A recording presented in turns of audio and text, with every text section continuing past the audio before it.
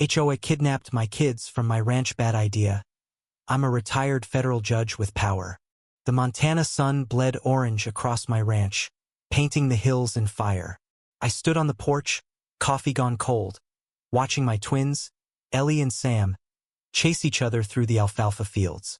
At 62, I'd traded my federal judge's robe for this 30 acres of peace, far from courtrooms and gavels. My wife, Clara, was gone 5 years now, cancer stealing her too soon. The kids were my world, their laughter my law. But peace never lasts when petty tyrants sniff power. The Karen Hills HOA had been circling like vultures since I'd refused their community standards nonsense. No, I wouldn't paint my barn red to match their aesthetic. No, I wouldn't pay their fines for my unkempt wildflower meadow. This was my land, my rules. I thought I'd made that clear. I was wrong. It started with letters polite at first, then venomous. Non-compliance, they called it, as if my ranch was their fiefdom. I ignored them. I'd face down mob lawyers and corrupt senators. A pack of clipboard-wielding Karens didn't scare me.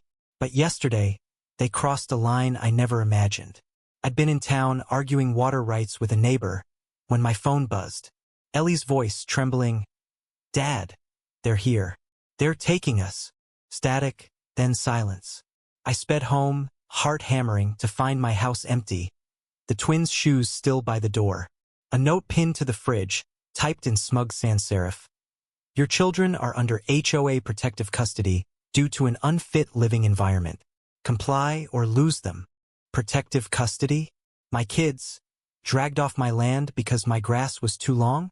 I saw red. I'd spent 30 years upholding justice. And now these HOA despots thought they could kidnap my kids? Bad idea. I grabbed my old leather journal, decades of legal notes, contacts, and favors owed, and got to work. By nightfall, I'd called in markers from a sheriff, a state senator, and a private investigator named Lena, a former clerk who owed me her career. Lena uncovered the HOA's dirty secret. Their president, Marjorie Tate, wasn't just a power-hungry bureaucrat. She was skimming dues to fund a real estate scheme, using violations to seize properties. My ranch was her next target. Dawn broke, and I stood at the edge of my property, waiting.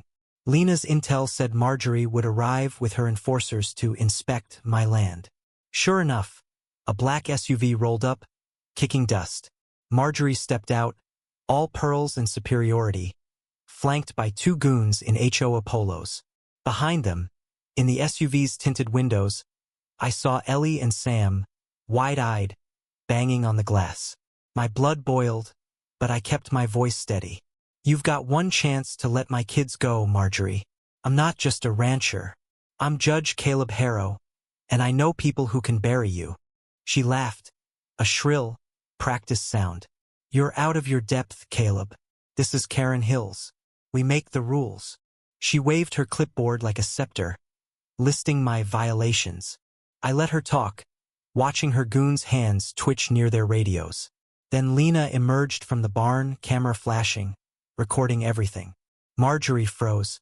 What's this? She snapped. Lena smirked. Evidence. Your little scam's over. I've got bank records, emails, and witnesses.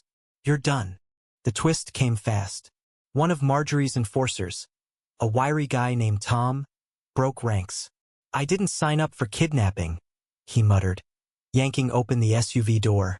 Ellie and Sam spilled out, running to me. I hugged them tight, but my eyes stayed on Marjorie. Tom kept talking, voice shaking. She said it was just pressure tactics. I got kids too, Judge. I'm sorry. His betrayal cracked Marjorie's facade. She screamed at him, but the game was up. Lena had already sent the footage to the sheriff, who was en route. The standoff ended with Marjorie in cuffs, her empire crumbling. But victory tasted bitter. My kids were safe, yet shaken, their trust in the world frayed. Tom's confession haunted me, a man caught in a system, pressured to do wrong, choosing redemption at the last second. I'd won, but at what cost? My ranch, my sanctuary, felt tainted. The HOA's grip on Karen Hills was broken, but the community was fractured, neighbors pitted against neighbors, trust eroded by greed.